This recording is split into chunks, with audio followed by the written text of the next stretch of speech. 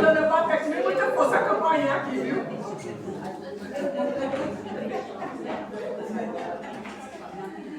Boa noite a todos. Sejam todos bem-vindos em nome de Jesus. Mais um ano se passou, né, minha gente? Tão rápido. E estamos aqui novamente nos reunindo nessa confraternização de mais uma semana espírita na cidade de Garanhuns. São 56 vezes hoje, né? Esse evento maravilhoso, patrocinado por nossa Casa Bezerra de Menezes, aqui de Garanhuns, nosso irmão Luiz Carlos, presidente de lá, e a equipe toda de trabalhadores, né? Estão aqui presentes, que nos oportunizam essa maravilha que é a divulgação do Espiritismo na nossa cidade e região, porque nós convidamos, né? Mas estamos felizes com a presença de cada um de vocês. Eu agradeço de antemão, nosso irmão Valdir Ventura, que vem da cidade de Caruaru, com a esposa dele, a Aniquetinha. Sejam bem-vindos, sejam bem-vindos. Então, vamos dar início à nossa reunião. Vou pedir aqui a Lindinei para fazer a prece de início do nosso trabalho.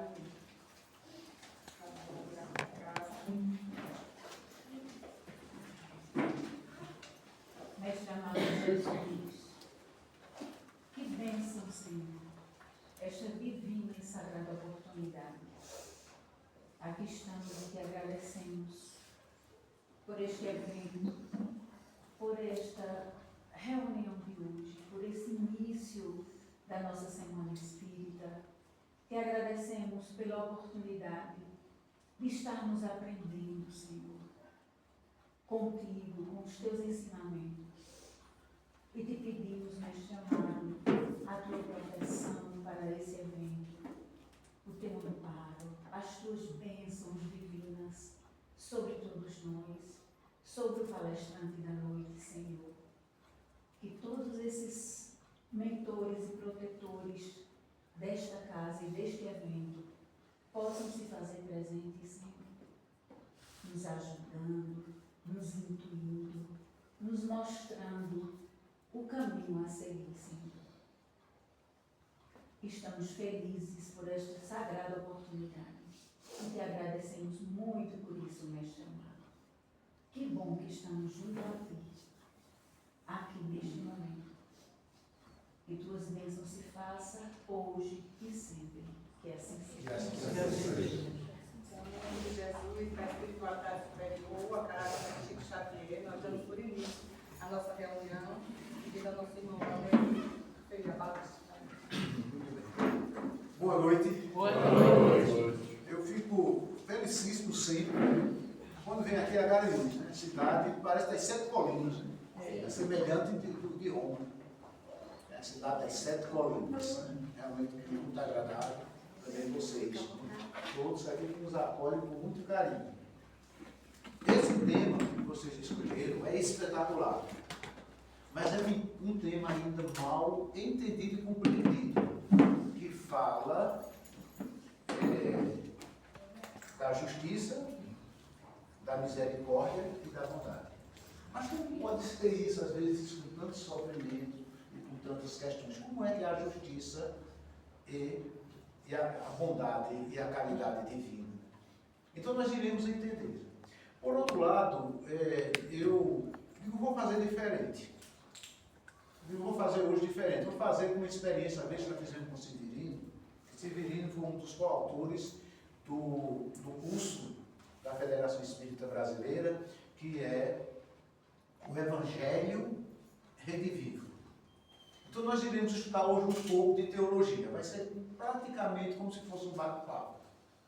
Nós iríamos utilizar um pouco a internet, mas como aqui não tem conexão, nós iríamos ficar só na parte analisando algumas questões referentes ao tema proposto, né, da questão das doenças do corpo, para curar e avançar o espírito. Nós vamos entender dentro da perspectiva de Jesus. Alguns ensinos de Jesus que pouco se entendiam e compreendiam. Então, nos ensinos de Jesus, partindo de resgatarmos o Evangelho, realmente, nós precisamos compreender a mudança, principalmente de alguns conceitos. E o primeiro conceito, eu vou dizer qual é agora, para a gente começar a entender. Nós temos quantos minutos? 1 hora. Então, eu vou tentar resumir para ficar dentro de 1 hora. Primeira coisa que nós temos que compreender. Nós não temos espírito. E eu não estou falando de nenhuma heresia. Nós não temos espírito. Nós somos o espírito vivendo uma experiência humana.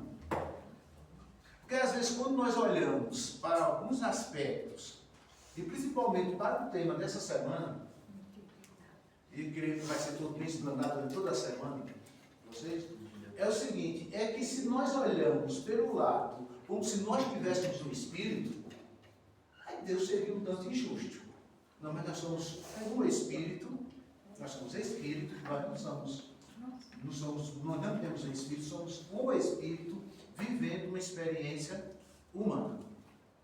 E essa experiência humana, ela é vivida de muitas maneiras, e ela é única. Ela é única. Então tem um momento que nós temos a experiência como homem, como mulher, nós temos experiências como um corpo são, com um corpo deficiente, temos experiência em várias cidades, rico, pobre, sofredor, temos várias experiências já acumuladas em nossa existência. E essas experiências nos tornam muito diferentes, espírito. O corpo é a mesma coisa. Veja, por exemplo, nós somos diferentes dos japoneses. Mas nós vamos pegar assim, a ciência pega. Eu não sei se aqui tem alguém assim que conhece muito da área da ciência do corpo humano, corpo material, se iria concordar comigo. Nós não somos diferentes em nenhum miligrama dos japoneses. Quando eu digo nós, o corpo. O espírito mas o corpo é a mesma coisa. Acho que talvez tenha a mesma porcentagem de água. Os olhos é diferente, né? Mas é tudo corpo, é a mesma coisa, é pó. E em pó vai tornar, né? Então é o seguinte, o equipamento é o mesmo, a roupa é a mesma. Às vezes tem um costuradozinho diferente, que seria os olhos puxados, alguma coisa, mas é o mesmo material. É alva, calça, é do mesmo. E vai para o tubo do mesmo jeito e dissolve do mesmo jeito. Agora o espírito é que é muito diferente. E hoje vai ser bem diferente, eu vou fazer sentado. Porque eu vou mostrar algumas palavras, até demonstrar na internet, né, algumas palavras gregas, onde foi escrito no Novo Testamento, para a gente compreender essas mensagens. Tá bom? Então vai ser mais como se fosse um diálogo para nós entendermos. Veja, nós abrimos aqui, nós estamos abrindo aqui o Evangelho segundo o Espiritismo, no capítulo 5, que é Bem-aventurados os aflitos. Esse capítulo praticamente está falando só desse assunto, em todos os aspectos. E ele começa primeiro, justiça das aflições. Não é nenhum castigo, é uma questão de justiça. É uma questão de justiça. E vem aqui os outros, né, causas atuais das aflições, causas anteriores das aflições.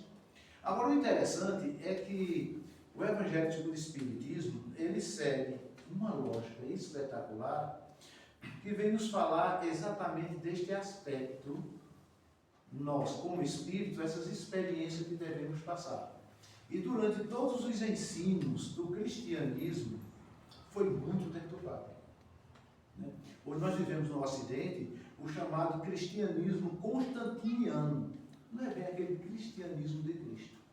Então ficava assim meio difícil compreender de uma maneira mais aprofundada essas questões e entendermos a questão da dor e do sofrimento, que essa é uma pergunta que se faz em todo. Mas por quê?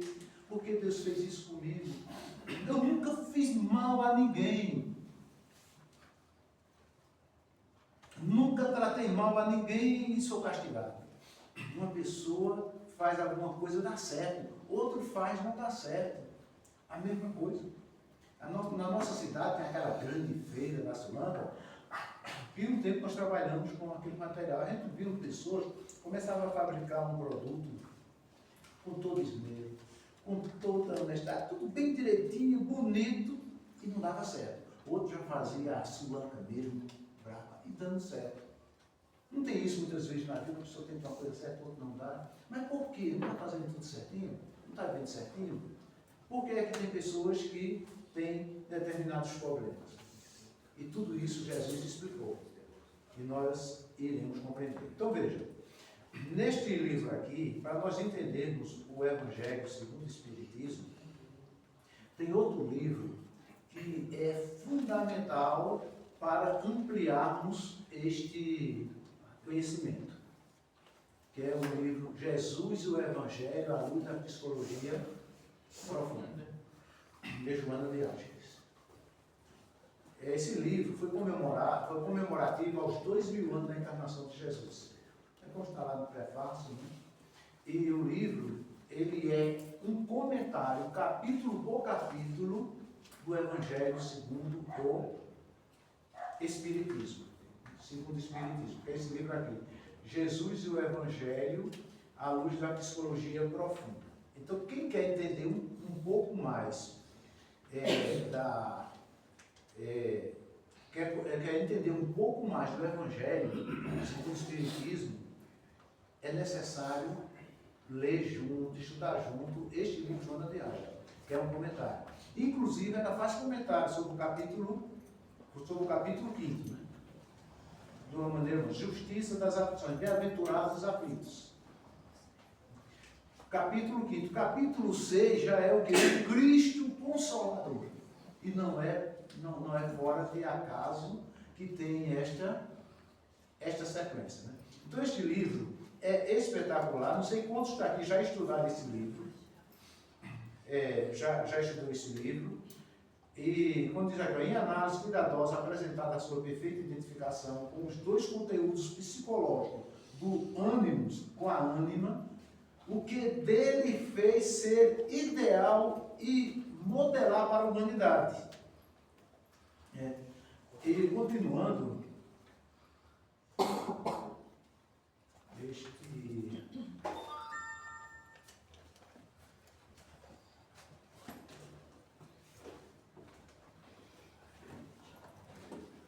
só esse finalzinho aqui, porque a gente aqui não vai poder se alongar para ir direto ao tema proposto. Firmada nas excelentes colocações expostas por Allan Kardec em O Evangelho segundo o Espiritismo, comenta um item de cada capítulo desse livro extraordinário da doutrina espírita, conclamando o indivíduo à mudança de comportamento e atitudes perante a vida. Então, veja, o objetivo é esse, só que ela comenta dentro da visão psicológica. Os ensinos de Jesus, quando ele é tratado só na forma da letra da lei, fica difícil a sua entender de uma maneira completa. Nós iremos só ler alguns textos deste capítulo, né, que justamente aqui, capítulo 5, o Evangelho, capítulo 5, item 24, a desgraça real. Por quê? Algumas pessoas, quando passam por muitas dificuldades, né, foi uma desgraça que aconteceu, está mais ou menos desse aspecto, né? Mas tem aquela que é a real e tem aquela que é outra completamente diferente. Joana de Ângeles, nesse capítulo, ela diz a desgraça e a desgraça. A desgraça e a desgraça. Então, vamos ver só um pouco só algumas considerações dela aqui para nós entrarmos dentro do assunto teológico. Há, no entanto, desgraças e desgraças, para entender, né? No entanto, quando se é responsável pela infelicidade alheia, ao trair-se a confiança ou caluniar-se, ao investir-se contra os valores éticos do próximo, semeando desconforto ou sofrimento, levando-o ao posto do sacrifício ou à praça do ridículo, a isso chamaremos de desgraça real, porque o seu autor não fugirá da própria nem da consciência cósmica. É aquela questão de causa e efeito. Pedro, guarda a espada. Quem com ferro fere, com ferro será ferido. Então já começa aqui nessa interpretação mostrando todas as coisas que acontecem estão sendo resgates. Quanto está incluído nessa questão que praticamos em outras encarnações. Então, na experiência humana que estamos vivendo, nós vamos resgatando que isso é a justiça divina. Só que um ato de amor cobre multidões de pecados. E cada uma só vem num momento em que o Espírito está evoluindo para suportar. Paulo diz, né? Deus nos daria provas além das nossas condições. Então, digamos, se hoje eu estou muito bem de tudo, felicidade toda, é porque eu sou um espírito melhor do que aquele que está com uma doença, que nasceu com uma doença. Não. Pode ser o contrário. Aquele que nasceu com uma doença incurada, com problema, pode ser um espírito que está num grau de evolução para suportar aquela prova, vencer, porque ele está vivendo uma experiência humana. Enquanto que eu estou bem agora, ainda vou pagar, porque eu não tenho condições de suportar. Aí veja que vai mudando aí o parâmetro. Uma pessoa que está com um problema pode estar numa situação muito elevada do que se imagina. Por exemplo, Chico Xavier. Quando ele teve o primeiro encontro, né, está escrito, né, naqueles diálogos com Emmanuel, que foi um dos primeiros, quando ele começou a psicografar Emmanuel, acho que vocês já leram essa parte dele, e ele foi apelar para Emmanuel para que curasse os olhos, para que tem problema certo nos olhos. Aí Emmanuel depois explicou para ele que aquilo era uma bênção para ele. E vamos ver dentro dos ensinos de Jesus, né? Então, assim considerando, muitos infortúnios de hoje são bênçãos. Como nós vamos entender que infortúnios são bênçãos? Pessoa passando toda dificuldade, pessoa com doenças graves, como é que são bênçãos? São bênçãos. Pelo que resultarão mais tarde, favorecendo com a paz e recuperação o déspota e infrator de ontem, em processo de reparação do mal praticado. Então são bênçãos, mas entender como bênçãos. Só iremos entender se compreendermos que somos espírito passando por uma experiência humana. Se nós não entendermos isso, nós não vamos compreender estes ensinos de Jesus que eu vou tratar agora de uma maneira teológica. Eu não vou entrar mais aqui neste ponto, para não deixar o tema um pouco tempo, vai ser bem importante. Outra questão que eu vou dizer para vocês. Jesus curou muita gente, não curou? Curou cego, aleijado, ressuscitou, mas eu vou dizer uma coisa para vocês. Todas as pessoas que Jesus curou, morreram.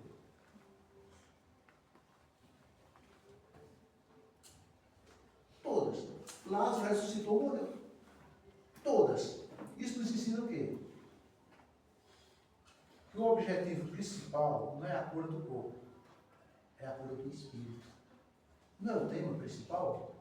Quando nos fala, né, que, deixa eu ver se eu estou bem lembrado do tema principal, que é doenças, Doenças do corpo, instrumento para a libertação da alma. Para a libertação da alma. Jesus fez aquilo que era necessário naquela época e de vez em quando é necessário. É necessário. Mas todo que Jesus curou morreu. Então, a pessoa, se Jesus tinha curado, não era uma pessoa nunca mais. Mas mostrando que essa vida da carne, ela é só uma experiência. E nos diz que ela é bem curtinha.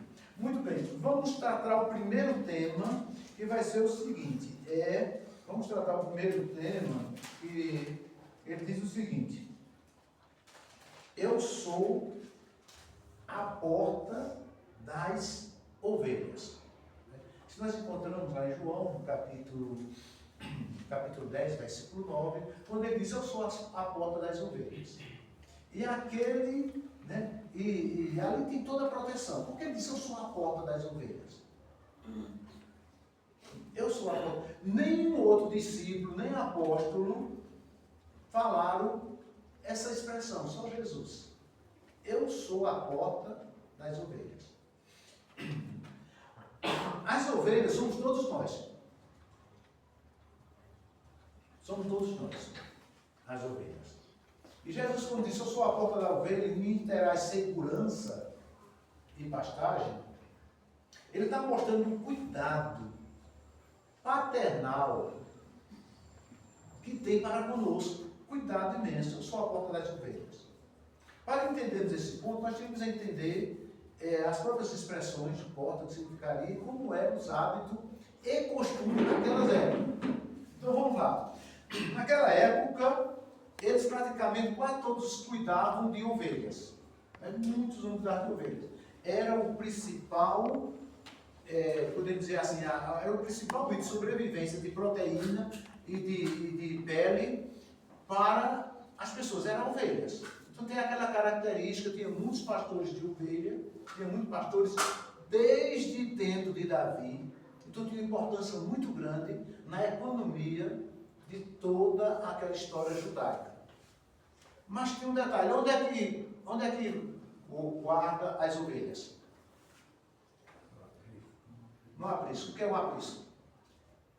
Um aprisco que a gente tem em mente é o quê? Um cercadinho, né? Um cercadinho, tudo coloca ali. Como nós analisamos por aqui, não tem nenhuma validade interpretar essa questão dessa passagem de Jesus.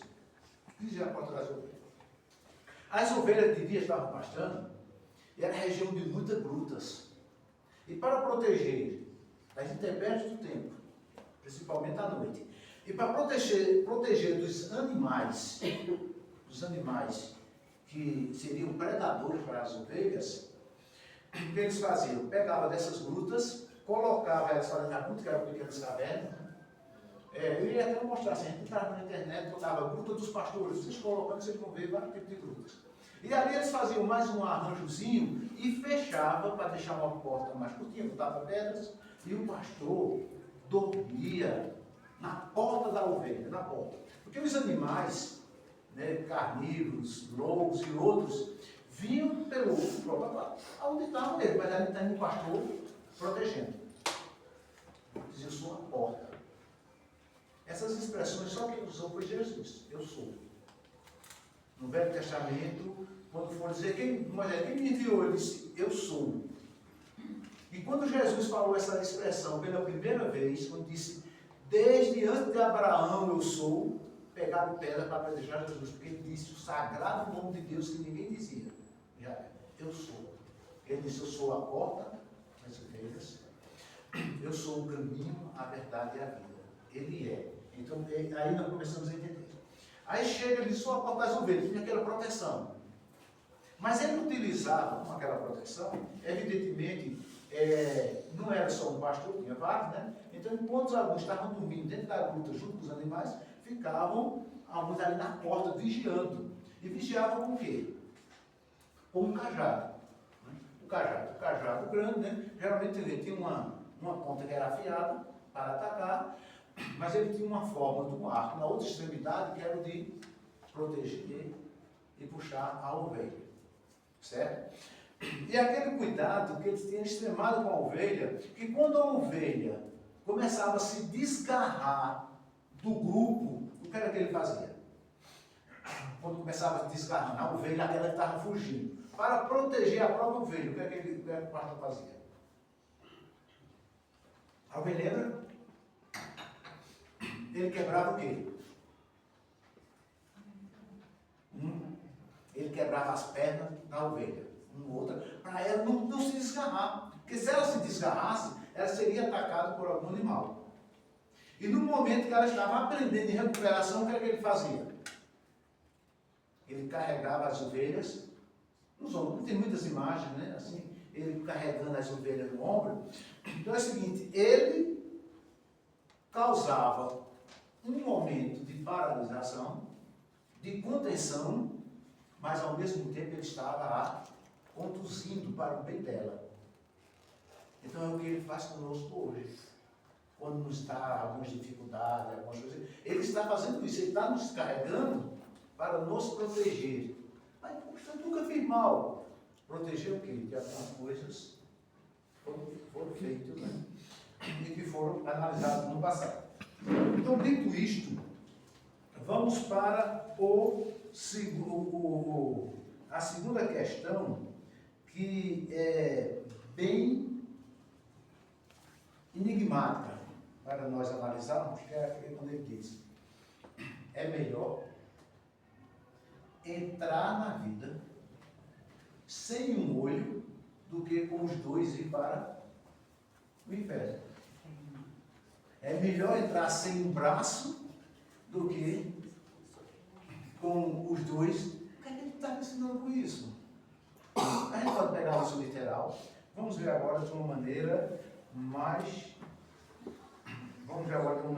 profunda esse texto, né? Esse aqui nós vamos nos abordar um pouquinho mais. Eu vou utilizar aqui a minha primeira ferramenta teológica, que vai ser um comentário bíblico, que eu utilizo muito, que é o do Champlin, que este aqui é bem interessante, né? Que está em Mateus capítulo 18 e o versículo 9. Ele começa aqui, ó. Ele diz o seguinte: eu sei que não está muito didático, mas é apenas para nós termos uma questão aqui a ser analisada. Ele diz: ai do mundo por causa dos tropeços, pois é inevitável que venham, mas ai do homem por quem o tropeço vier. Aí muitos colocam aqui como escândalo, né? Coloca como se fosse escândalo, né? Inclusive, ele no grego tem praticamente esse nome, escândalo, né? Por esse motivo muito foi traduzido por escândalo, né? Vamos dizer, a palavra escândalos neste versículo é o substantivo do verbo fazer tropeçar. Só que antes daqui Jesus estava falando dos pequeninos e disse: ai daquele que faz tropeçar um pequenino. Ele estava ali usando aquela figurinha com criança, e muitos pensam que era com criança. E os pequeninos, aqui no caso, são aquelas pessoas que estão em busca da luz, de compreensão da luz. Então, geralmente, quando, dentro desse contexto, muitos de nós que temos muitas coisas para resgatar, é quando em experiências de vidas humanas no passado, nós fizemos alguém tropeçar desta maneira, como hoje acontece muito. Hoje acontece muito. Por exemplo, vamos dizer o seguinte: hoje tem o quê? Muitos falsos pastores. Jesus diz: eu sou a porta das ovelhas, eu sou o bom pastor. E o bom pastor dá a vida pelas suas ovelhas. E eu fui pastor muito tempo. Eu fui pastor durante 17 anos. Então é o seguinte: o que é que diz boa parte dos pastores? Não falam muito em proteger as ovelhas, mas eles falam o seguinte, né? Volta aquela questão, diz: bem, nós estamos cuidando das ovelhas, os membros das igrejas. Aí diz: quem é que dá a lã? A ovelha. Quem é que dá a carne? A ovelha. Eles usam esse simbolismo, não, a ovelha é quem tem que dar. Então tem o dízimo, tem o fé, isso, tudo. Então muitas vezes pode, dentro desse contexto de buscar dinheiro, fazer tropeçar uns desses pequeninos, que ainda não tem aquele entendimento espiritual. De adulto, como dizia Paulo. Né? Como dizia Paulo, quando era menino, agia como menino. Ele estava se referindo ao período que ele era um doutor da lei judaica. Quer dizer, ele era um menino, ainda não entendia essa maturidade espiritual. Ele era um menino. Deixei as coisas do menino quando cresci. Então, muitos que estão começando a engatear a sua experiência espiritual, às vezes são enganados por líderes religiosos, deliberadamente. Isso acontece hoje. E é o que acontece. Nessa última pandemia, eu vi uma coisa que eu fiquei estarrecido. Um cidadão que se diz apóstolo, né? Aqui, eu não está sendo filmado, não vou dizer o nome dele. Ele chegou, disse que tinha encontrado a cura da Covid, ninguém pegava. E que ele, né, disse que estava um feijão consagrado. E vocês estão lembrados quanto era o caroço do feijão? R$1.000. Pronto, exatamente R$1.000 vendendo caroço de feijão. Vendendo caroço de feijão. Você já pensou que débito aquele cidadão do chapéuzão ele está acumulando para contra, porque ele está fazendo tropeçar muitas pessoas que estão na sua infância espiritual e de entendimento. Só que teve muitos também que compraram por R$1.000, mas foi com outro propósito. Diz, ó, se esse caroço de feijão custa R$1.000, eu vou comprar, eu planto o feijão, vai dar para os caroços. Aí eu vendo, né? Muitos não vão nessa questão da vantagem também, certo? A coisa foi tão escandalosa que deu caso de justiça, né? Foi caso de justiça.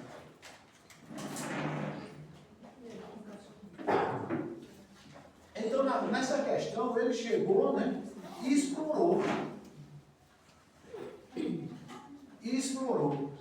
Então, quantos não fazem, de uma maneira ou de outra, e agem com esses mesmos questões? Então, evidentemente, esses atos é o que aqui são,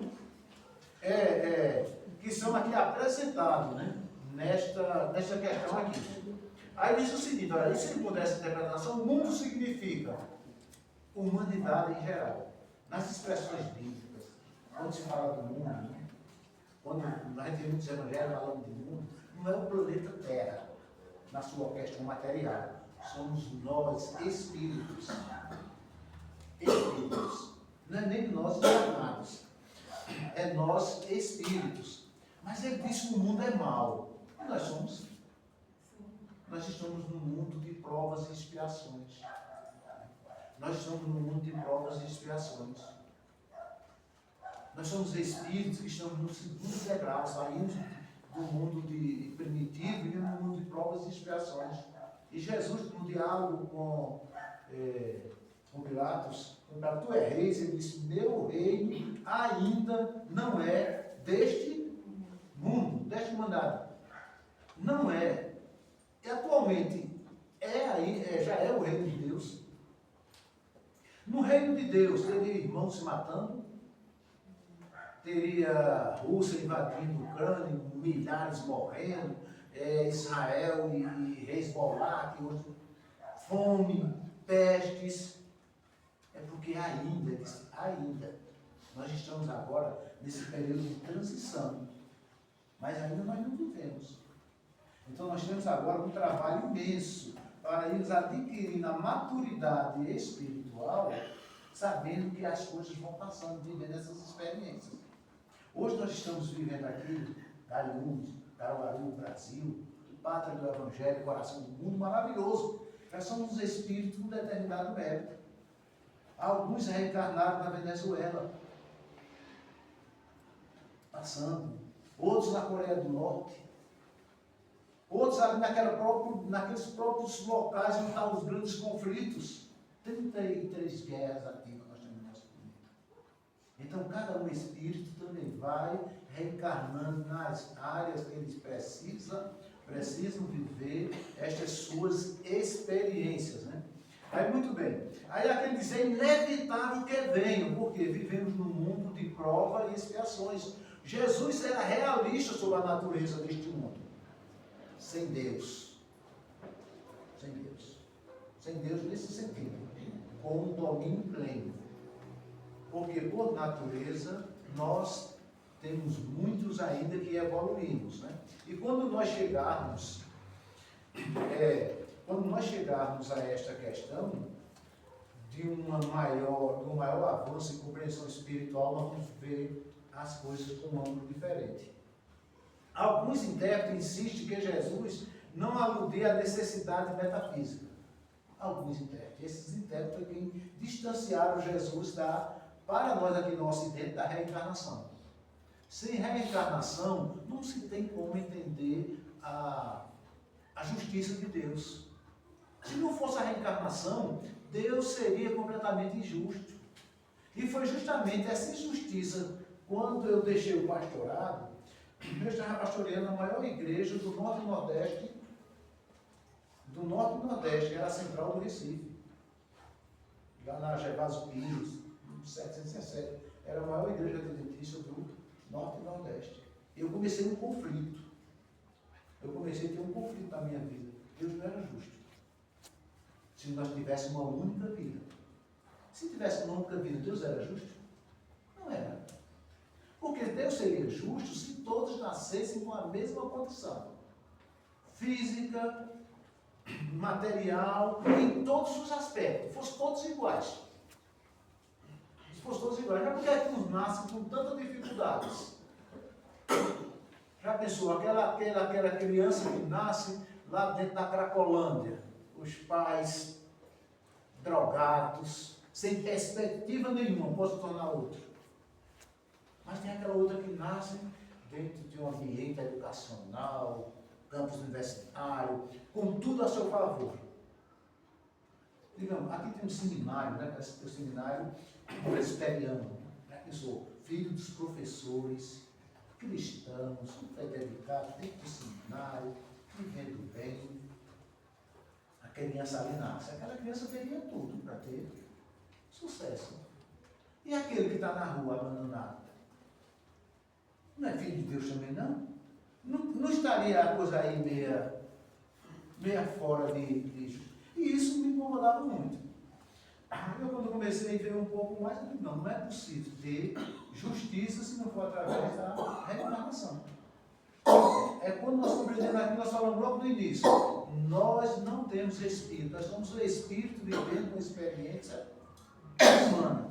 E essa experiência humana, ela é bem passageira. O problema do mal, um dos problemas mais intricados da filosofia e da teologia. Filosofia e teologia para tratar sobre a questão do mal. Não se explica sem ser através da reencarnação. Através da reencarnação.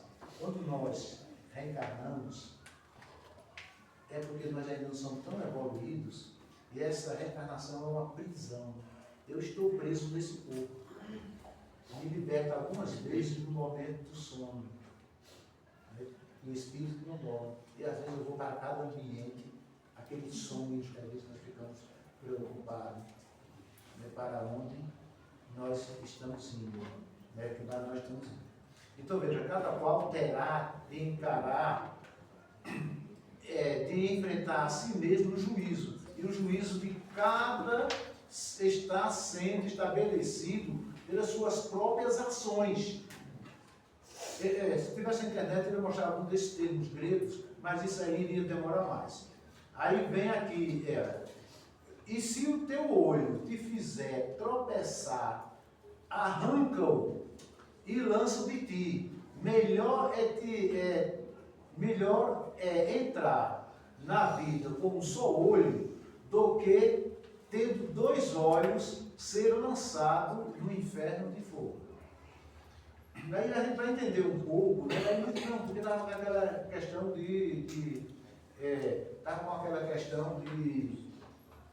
entendermos como ainda a questão de inferno, castigo. Não tem dizendo quase nada disso. Quando nós pegamos assim um pouco o grego, estou aqui mostrando com o mouse, olha aqui a palavra, oftalmos. Nós chamamos o olho, né? A palavra é oftalmos. Né? Nós temos mais da palavra grega em nosso idioma, mais do que latim, por incrível que pareça. Cardiologia, né? Cardio, grego, oftalmos, aí aqui é traduzido, né, por olho, né? Periferia, tradução peri, grego. Então dá para a gente entender um pouco, né? Dá para entender um pouco. Mas quando ele diz aqui, é melhor, né? É melhor arranca-o. Então muitas vezes o espírito, para que ele possa avançar e resgatar alguma coisa do passado, ele pode vir com determinada deficiência. E está parando. E um caso desse foi Chico Xavier. Foi Chico Xavier. Vocês encontram, né, na Diálogos, né, Manuel dos Primeiros, porque era que ele tinha aquele problema no olho. E fizeram igual quando tentou ver, ele disse, não, isso aí é para o meu bem. E ele fez a psicografia de mais de 400 livros. Agora, por que foi que ele veio com essa missão. E precisando resgatar, porque Chico sofreu. Por quê? Porque ele estava um espírito com uma certa evolução que já podia suportar aquele resgate. Apesar que o ato de amor cobre multidões de pecado. E esse inverno de fogo seria uma mensagem, porque fogo em toda a questão bíblica significa justamente esse julgamento. O julgamento que todos nós temos que passar. E é um único. Está lá em Hebreus, né? Ao homem está determinado morrer só uma vez. E depois virá o quê? O juízo. Esse julgamento é fogo. Ao homem só está determinado morrer uma só vez. E ali está absolutamente certo. E os evangélicos, de maneira geral, Paulo pega esse versículo para dizer que não tem reencarnação. Porque diz, ao homem está determinado morrer uma só vez. Ao homem está determinado, e é isso mesmo. Ao homem só está determinado morrer uma só vez. Beto, como nós estamos vendo, só vai morrer uma vez. Beto. Essa parte humana. Mas o espírito não morre. Nunca mais ele vai vir com essa roupagem, né? Nem Valdete. E agora? Como vai ser no futuro? O amor, como vai vir? Ele não vai ser para a eternidade. As experiências de carne.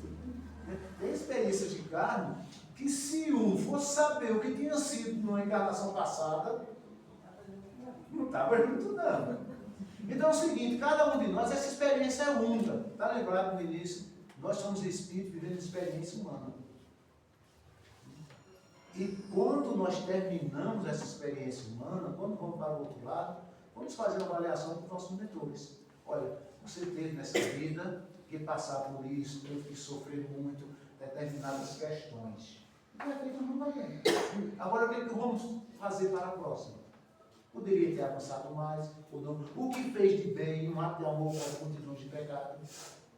E agora vai ser outra experiência. E essa experiência pode ser até trocada. Pode Valdete, na outra vir a semelhança de Beto, e Beto de Valdete. Aí você vai me pagar. Vai me pagar, como foi essa experiência, né? Então é o seguinte, agora quem faz tropeçar, então na realidade é melhor que ter colocado uma pedra de moda que faz tropeçar. Então nós temos que ter muito cuidado quando vamos tratar das questões espirituais com os nossos irmãos. Nunca pegue um irmãozinho que está começando uma jornada espiritual, ele às vezes está naquela igreja, às vezes está sendo arrancado o dinheiro do bolso dele, ele está com aquela fé. Deixa ele continuar, você fala algumas coisas, mas não tente tirar dele aquela experiência que ele só alcança até ali. Então tem pessoas de excelente coração, tem pessoas muito dedicadas e fiéis, espíritos encarnados, que às vezes estão numa religião, mas completamente irracional. Mas ali está sendo o estágio dele. E ele está precisando daquela experiência. Como às vezes quando depois eu me tornei espírita, né, e vieram me criticar muito nessa questão, né, da experiência, disse agora, você dizia que o espiritismo era do diabo, estava errado, e agora você está no espiritismo. Eu disse que eu estava completamente errado, eu tinha preconceito. Hoje eu sei de uma coisa, todos estão certos. Aí como é que agora todos estão certos? Todos estão certos. Depende do seu estágio evolutivo, está certo. Está certo. Por exemplo, se nós, como estamos agora, de repente traz um bebezinho por ali. Bebezinho de 3 meses. Correndo, criança está aqui, correndo, dando cambalhota e falando. Seria normal? Não. A gente ia ficar espantado. Que encarnação é essa? Que negócio é esse? Porque um bebê de 3 meses não é essa condição. Mas acontece, né, que o natural seria ele entrar o quê? Ele entrar engatinhando na mão de alguém, ser trazido, né? Agora, se depois fosse passando tempo, 7, 6, 7 anos, 10 anos, e ele ainda fosse entrando de fralda, engatinhando, sem falar, seria normal? Mas não seria normal no início? Então, para ver, na medida que vamos evoluindo espiritualmente, vamos vivendo experiências outras. Aqui todos são espíritas. Todos que estão aqui são espíritas. Tem alguém que não é espírita? Você não é não. Você está usando. É porque se fosse todos espíritas, eu dizia, olha, os espíritas podem ter um couro mais grosso para receber mais lapada. Para receber mais lapada. Porque entende mais a questão espiritual. Não, a minha vida não é essa, eu estou aqui de passagem. Eu estou aqui de passagem. É como no caso daqueles grandes sábios egípcios, né, que chegou e era admirado por muito inteiro pelas suas palavras, sabe? Aí um empresário americano, muito rico, estava visitando o Egito, chegou até ele. Aí quando chegou lá, a casa simples, era uma coisa que não tinha nada. Um banquinho para se sentar, umas coisas, né? Tanto livro vendido. Aí como Chico Xavier, né? 400 livros, chegou na casa, era aquela coisa humildezinha, simplesinha. Aí quando chegou lá, o empresário olhou assim e disse, cadê suas coisas? Não está aqui as suas coisas. Aí ele, geralmente, né, os sábios, diz que responde uma pergunta com outra. Né? Disse, e as suas? Ele disse, eu estou aqui de passagem. Ele disse, eu também. Nós estamos aqui de passagem, vivendo uma experiência humana. Então, quando nós vemos essa parte aqui, eu não vou me alongar aqui porque tem a outra para nós encerrarmos. Isso aí teria que ser com muito tempo. Então, quando ele chega e diz, olha, é melhor nós não deixarmos tropeçar nessas questões espirituais, principalmente. Vem outras, mas principalmente espiritual. Vamos deixar de preconceito e amar todos os nossos irmãos. E se chega uma pessoa humildezinha, chega para você, aleluia, e quer fazer uma prece naquela simplicidade, receba com todo carinho. Porque ela está vivendo o momento dela. Ela está adquirindo uma experiência ali. E é necessário que tenha todas essas graduações para que o espírito vá se educando, para que o espírito vá crescendo, para que o espírito vá evoluindo. Vocês lembram o que dizia o pastor Neemias Marlene? Eram muito amigos e gringos celestinos, os dois faziam muitas coisas juntos. Ele já desencarnaram. Foi o homem que mais conheceu Bíblia no Brasil. E era um dos maiores do mundo. Tinha um concurso em Israel que sempre fazia para ver quem conhecia mais a questão da Torá, né? E lá no aceito o Novo Testamento. E ele ganhou o concurso várias vezes. Ele era pastor da igreja congregacional, lá no Rio de Janeiro, né? E ele dizia, olha, o Espiritismo não é a religião do futuro. Porque o Espiritismo não é religião. Quem encara o Espiritismo como religião pura, como as outras, né, não entende o Espiritismo. O Espiritismo é também religião no sentido de religar a Deus. Isso não é religião do futuro, porque não tem as mesmas dogmas, não tem as mesmas amarras que tem religião. É a religião do futuro.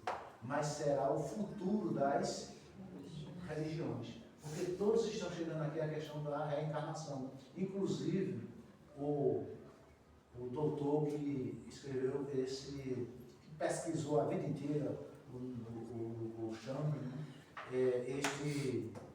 esse comentário, que é um dos mais considerados dentro do mundo teológico, ele todos chegam a essa conclusão. Porque o Espiritismo, ele avança. Ele está unido com a ciência e com a filosofia. O Livro dos Espíritos trata de filosofia espiritualista.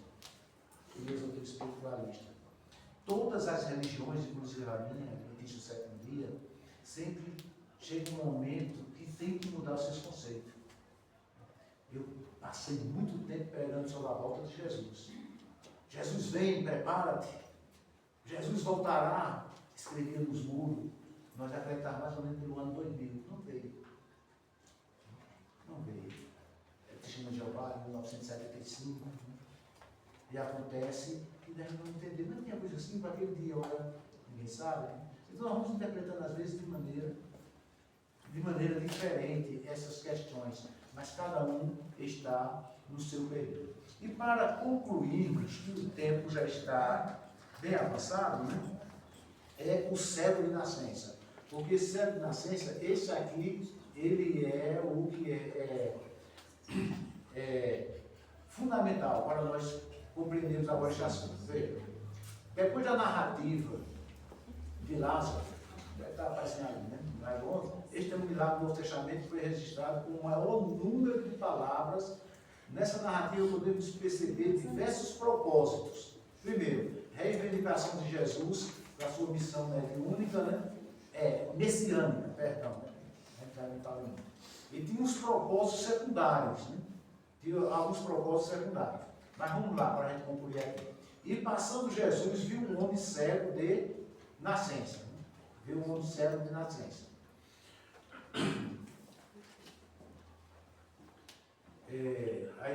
A cena da narrativa continua sendo Jerusalém durante a festa dos tabernáculos. O que era a festa dos tabernáculos? Aquele apogeu da festa de Jerusalém. Vinha judeus de toda parte, armavam tendas dentro do tabernáculo, para ali ficar aquela grande festa.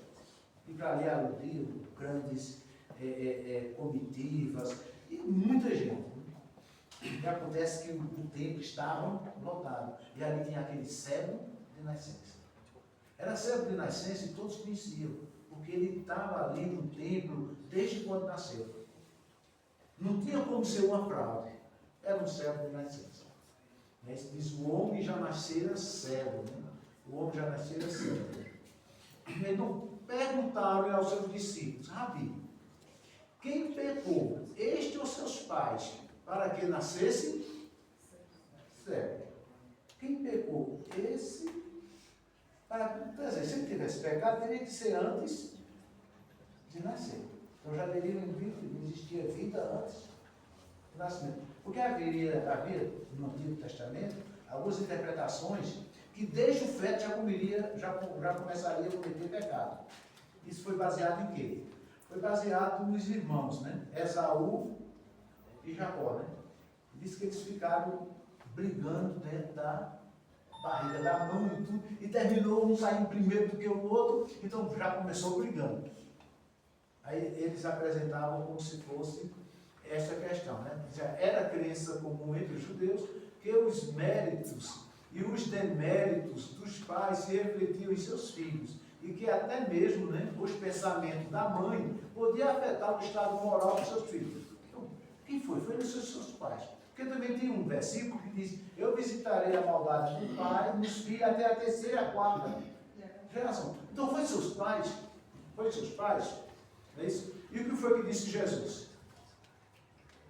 Jesus disse o seguinte, né, que não foi nenhum nem outro. Respondeu Jesus: nem ele pecou, nem seus pais, mas foi para que nele se manifestem as obras de Deus. Mas agora temos aqui uma coisa muito importante para nós analisarmos. Nem toda dificuldade que se passa é questão também de débitos passados. Pode ser o espírito que se coloca naquela posição para uma causa, que é esse aqui. Aí eu disse: nem ele, nem seus pais. Ele não estava rejeitando, não é porque nasceu cego. Disse: para que se cumprisse a glória de Deus. Ali era um espírito elevadíssimo que veio com aquela missão para poder fazer parte nesse trabalho de Jesus, o apresentando como um verdadeiro Messias. Então nós podemos ver pessoas em situações muito difíceis, com doenças de nascença. Não tem aquelas pessoas que têm problemas graves e estão felizes, estão realizados. Aquilo é um testemunho divino. Não estão reclamando por nada. Pode ser, mas assim. É o Espírito evoluído que vem o quê? Vem mostrar para os outros que pode se viver feliz e pode se almejar o reino divino sem blasfemar e vivendo bem. Não tem pessoas, às vezes, que têm problemas graves sem braço, sem perna, algumas coisas, estão felizes trabalhando, fazendo muito na internet, né? Muitos exemplos. Está dando força ali às pessoas que têm toda a saúde e ficam se lamentando. Aí fica se lamentando. Então, muito bem. Então, Jesus deixou implícita a vontade, né, governante de Deus, o qual visa o bem final e que inclui muitas vezes, esse sofrimento como uma base de restauração. Agora vamos a essa questão bem interessante. Aí diz, olha, havia nos tempos antigos a crença de que uma criança podia pecar quando ainda estava no ventre de sua mãe. Aí veja um comentário bem pequenininho. Ele fala aqui, inclusive, dessa questão entre a luta entre Jacó e Esaú. Aí vem o segundo comentário. Isso são os comentaristas bíblicos, doutores, né? Que nos conselhos de Deus, o servo de nascença estava destinado a ser um pecador, ou pelo menos que foi previsto que assim sucederia a ele, e que o castigo lhe era devido, lhe for aplicado desde o nascimento. Né? Tem um ramo teológico que fala da predestinação. Não tem aqueles que já nasceu para ser salvo, tem aqueles que já nasceu para ser perdido. Não tem como, né? Muito dentro do ramo calvinista, né? Tem essas questões doutrinárias. Agora vem aqui essa parte que este comentarista colocou, que ele foi até acusado pelo meio evangélico, foi acusado, isso nós temos tudo terminado, que tinha sido um agente da CIA americana que veio para o Brasil para poder colocar a doutrina satânica do espiritismo para todos. Ele veio falar da reencarnação, mas ele veio falar dentro dos conceitos teológicos, como que estavam escritos. Ele diz o seguinte, o terceiro ponto, e nesse terceiro ponto a gente encerra, que o servo de nascença já tivera outra existência terrena, na qual cometer alguns grandes pecados, e por isso, ao reencarnar-se, teve de pagar pelo seu pecado ou pecados, mediante a sua cegueira desde o nascimento. Teve uma vida anterior. Essa doutrina, vocês podem acompanhar ali, essa doutrina é denominada karma, palavra derivada do termo sânscrito, sânscrito, que significa feito ou ação, questão da ação e reação, a qual ensina que os homens atravessam diversas encarnações. Esse aqui é um comentarista evangélico, pastor, doutor evangélico, e que esta vida consiste essencialmente no pagamento de dívidas atrasadas por causa de erros em vidas passadas ou do recebimento de benefícios pela bondade feita em vida de encarnações passadas. Veja, a gente pode vir com uma deficiência, nós podemos vir com uma deficiência como um benefício pelas bondades feitas. Mas eu fiz a bondade feita numa encarnação e na outra eu recebi uma deficiência grave como benefício. Quando é que isso acontece? Você já viu muito isso na literatura espírita. É quando o espírito está preparado junto com os seus mentores e não vou pegar isso porque ele vai ter um avanço enorme em quê? Na sua evolução espiritual. O que é que diz Hebreus sobre Jesus? Jesus aprendeu a obediência pelas coisas que sofreu. Então o espírito não está muito evoluído, não vou passar uma existência dessa maneira. Sem maldizer contra Deus, sem se lamentar contra ninguém, procurando desenvolver, viver e viver essa experiência humana. Porque o espírito já tem aquela estrutura para passar por essas provas. Cada um só vai passar segundo o que pode suportar. Então, quando ele pode suportar mais, até pede. Agora, qual é o benefício disso? É porque quando uma pessoa tem dificuldades, muitas dificuldades, é aquela pessoa que transmite para os outros confiança, fé, esperança, otimismo, não desiste, está sendo uma pregação viva em nome de Deus. Para muitos outros que só fazem muito se lamentar, né? Porque às vezes não tem como avançar. Aí diz mais aqui, olha, o alvo é alcançar finalmente certo estágio de perfeição, onde o indivíduo pode sair desse ciclo vicioso, entrando em uma esfera superior, onde o desenvolvimento pode ter continuação, embora em nível mais elevado. Deus seria o alvo dessa perfeição. Deus seria o alvo dessa perfeição, segundo ele. Mas vamos chegar lá, né? Não diz que todos nós seremos Deus? Não no sentido, né? Inteligência suprema, né? E veja como já muda o conceito, quando vem lá no livro dos Espíritos. Deus seria o alvo dessa perfeição. Essa doutrina era ensinada nas escolas dos israelitas, incluindo os seminários dos fariseus, até mesmo os essênios, o qual o grupo João Batista teria pertencido. Ensinava essa doutrina também os judeus cabalísticos, interpretavam de uma forma mística e simbolicamente os escritos do Antigo Testamento. A palavra vem do termo hebraico cabala, que significa lenda, doutrina mística. Que essa doutrina havia penetrado fundo na sociedade judaica, fica demonstrado pelos fatos de que, quando falavam sobre a identidade de João Batista e de Jesus, houve declarações no sentido que poderiam ter sido Elias, Jeremias ou algum dos profetas antigos, dos antigos profetas. E isso implica definitivamente na crença na reencarnação. Essa crença é estranha para os nossos ouvidos ocidentais, porém é extremamente comum, predominando nas religiões orientais, e nada mais comum do que este conceito no Oriente. É quando eu digo aqui, nós vivemos um cristianismo constantiniano, não é o de Cristo que era judeu. Jesus veio sendo judeu, morreu como judeu, nasceu como judeu, mas Constantino era pagão. Constantino era pagão.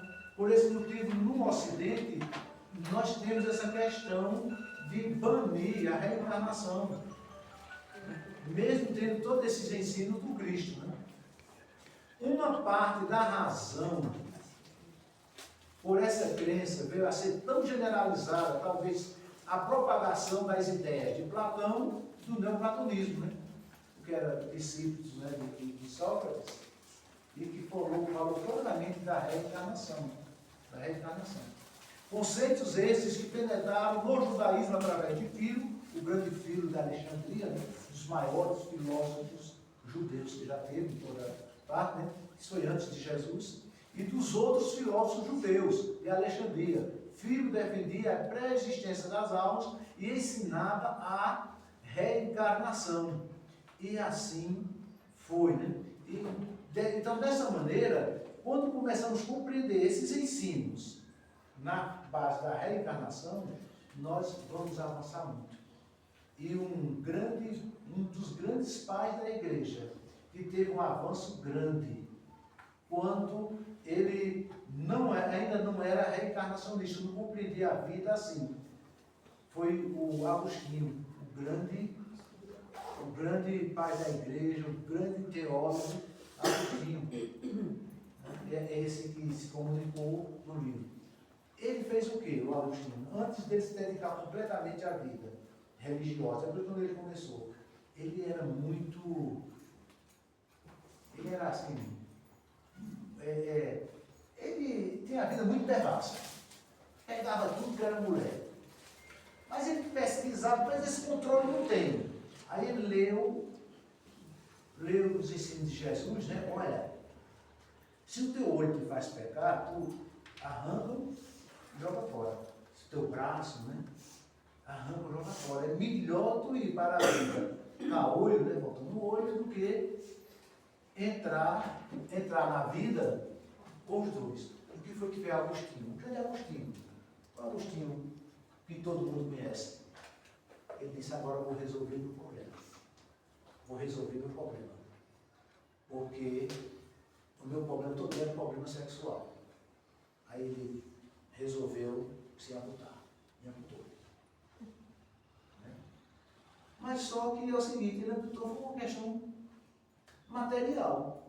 Os pensamentos, tudo continuou do mesmo jeito. Aí ele veio compreender que quando Deus atua nesta maneira, e como Jesus ensinou, a cura não é na carne. E a aplicação não é na carne, a aplicação é no Espírito. A aplicação é no Espírito. E o espírito é aquela questão interna. Então não adianta a gente querer trabalhar nos sintomas que vem no corpo. É trabalhar no espírito. Isso é que o Espiritismo ensina de uma maneira bem simples e clara. A reforma íntima, aquela que vem de dentro para fora. E Agostinho, quando ele começou com a angústia, depois achou que cortando o membro, ele ia deixar o seu vício sexual. Não resolveu.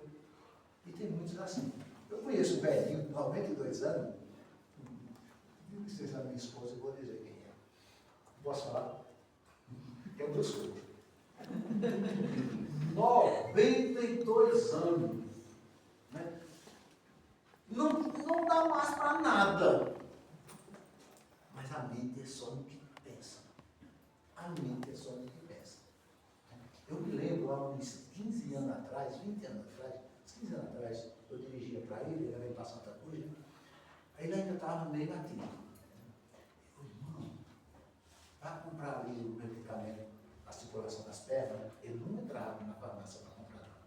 Eu parava a caminhonete dele, em frente da farmácia, ele mostrando, ele estava lá, olha, pegar aqui o Viagra do meu sogro, para passar com dentro, né? Eu estava no velho, era danado. Aí passou o tempo, sabe o que acontece agora?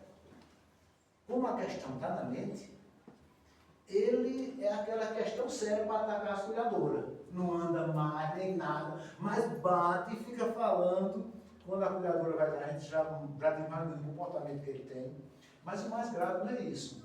É quando tem a aproximação de espírito que desencarnou com esse problema, sem controle nenhum, se acopla ele e ele cria força e vai e bate na porta, que é uma questão séria. É uma questão séria. Inclusive, há pouco tempo teve um fato mesmo que estavam sérios, as cuidadoras estavam duas, gravaram, e tudo ele completamente mudado. Né?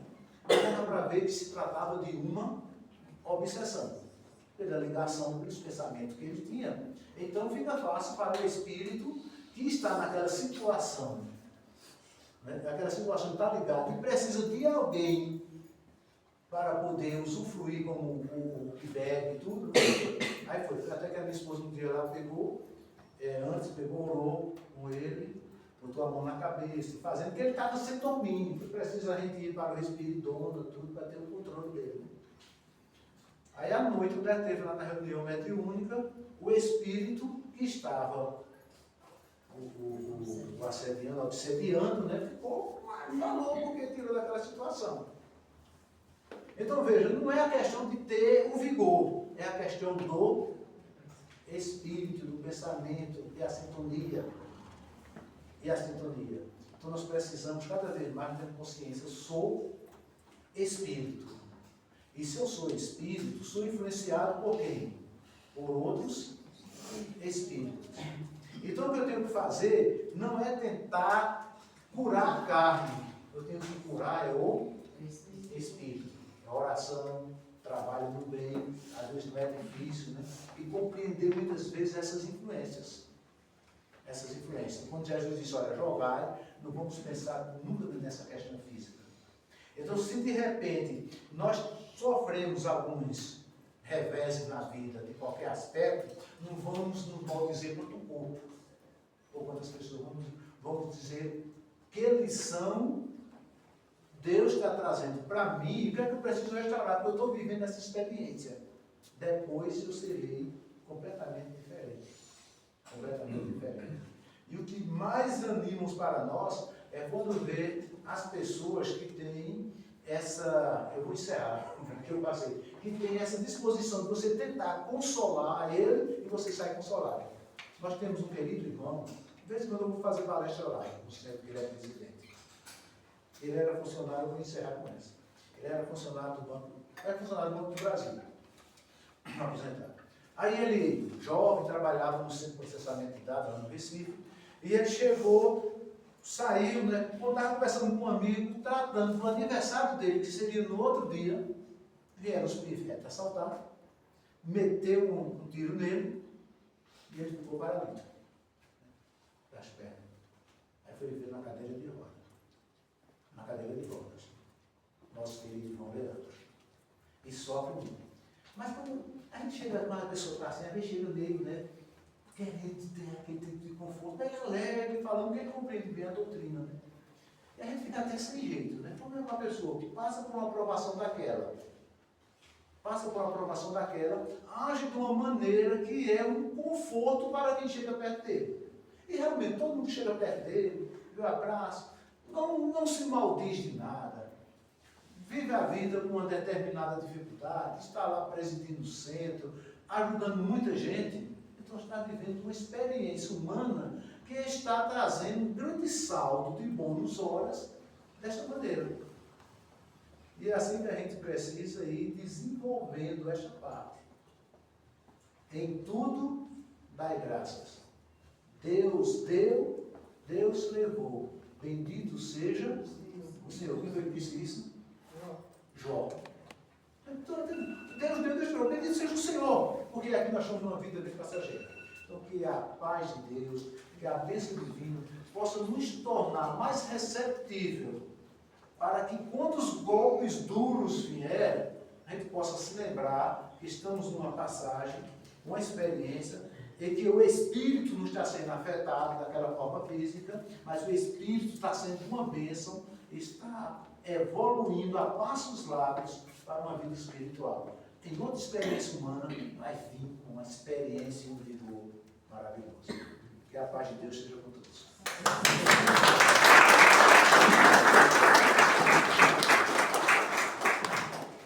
E assim, caros irmãos, estamos muito agradecidos por essa mensagem dessa noite, né? Nosso irmão que nos trouxe. Vamos continuar o trabalho da Semana Espírita amanhã, no Allan Kardec, né? O Edgar está ali. Aqui. Amanhã, na Seara Espírita Allan Kardec. Quarta-feira, na Seara Espírita. Quarta não, eita, só já pulei, foi. Amanhã é domingo. Segunda-feira, no Centro Espírita Paulo de Tarso, nosso irmão Fábio está ali, representando. Aí na terça, no dia 24, vou dizer a data, fica melhor, porque eu estou atrapalhada. Dia 24, Seara Espírita Cristã, Nosso Lar. Na terça. Quarta-feira, Seara Espírita Caridade. Quinta, Seara Sede Joana de Ângeles. Dia 27, Centro Espírita Deus, Amor e Caridade. E o dia 28, o encerramento na Casa Bezerra de Menezes, que é a nossa patrocinadora. Né? Então, convido a todos. Quem não tiver, nós temos aqui o material. E nosso irmão Cláudio quer dar um aviso, né, fazer um convite para um curso sobre mediunidade, não é isso, Carlos? Que acontecerá no próximo mês no Sede Joana de Ângeles. Boa noite, pessoal. Vai ser rapidinho, só mais uma hora. Lá no Joana nós vamos realizar um seminário, nosso primeiro encontro espírita sobre mediunidade lá no Joana de Ângeles, que será feito com o pessoal que trabalha na reunião de desenvolvimento mediúnico. Então vai acontecer no dia 19 de outubro, já no mês que vem. Nós vamos fazer numa tarde de sábado e vamos divulgar durante toda a Semana Espírita, convidando todos para participarem. Não é um seminário feito com ideias, nada de novo, nós vamos reinventar a roda, mas nós estamos trazendo um grupo de trabalho que são médiuns e expositores que começaram na mediunidade para trazer sua experiência, especialmente voltada para quem está começando na mediunidade. Tanto que o tema é cadê aqui, gente? Eu sou cego. O despertar da mediunidade em nossas vidas. O Hélio vai ser um dos nossos expositores, junto com o Hélio, que é o companheiro nosso, com o Igor, e eu e Pedro Gilberto vamos fazer a mediação numa roda de conversa. É um evento aberto, é grátis, e vai ser só, por enquanto é só uma tarde, né? Porque é o primeiro, a gente tem que dar um passeio de cada vez, e tem a parte mais importante, sabe qual é? Vai ter lanche. Todos estão com... É de graça. De graça ainda tem lanche, Alberto. Quem espírita come. E só para... Não é nada... Não é um simpósio, né? É um bate-papo. Exatamente. Principalmente para a gente tirar aquela ideia que muita pessoa tem na cabeça que é um bicho de outro mundo, que não é. E é aberto para qualquer público, seja ele espírita ou não espírita. Todos estão convidados. Valdez, obrigado pela oportunidade, Luiz, para a gente dar o nosso recado. E ali na saída nós vamos entregar um papelzinho, um marca-texto, com todas as informações para vocês, tá certo, gente? Obrigado. Eu esqueci uma hora. Vai a hora do lanche lá, vai. Gente, vamos fazer a nossa oração, né, de agradecimento. Agradecer a todos. Estou muito feliz com a participação de todos os irmãos aqui, de todas as casas espíritas de Garanhuns. Tivemos uma notícia do seu Acácio Calado, nosso querido irmão. Ele está no apartamento, saiu da UTI, né, hoje. Então, vamos continuar em oração, nossos pensamentos por ele, né, pela saúde dele. Está hospitalizado no DEA, em Recife. Eu vou convidar Valéria, para fazer a prece final, por favor. Irmã Valéria. Senhor Jesus, Mestre querido, que festa tão bela, Senhor, onde todos expõem seus mais belos pensamentos e ideais. Que possamos permanecer nessa vibração de paz e de amor durante toda essa semana. Que possamos levar os nossos melhores presentes da paz, da alegria, do amor, da renúncia, para que possamos fazer essa festa vibrar para toda a cidade e que possa contagiar essa mensagem para todos, que possa alcançar e chegar até todos, o máximo que puder, para que essa mensagem possa se transformar numa libertação, tanto para encarnados, como para tantos desencarnados, que já estão há tantos anos presos na condição de considerarem que ainda estão vivos, que ainda estão encarnados, e que uma mensagem vista como essa nos centros espíritas, pelas pessoas que estão frequentando, podem libertar consciências desses irmãos. Que o Senhor nos abençoe e nos proteja hoje e sempre.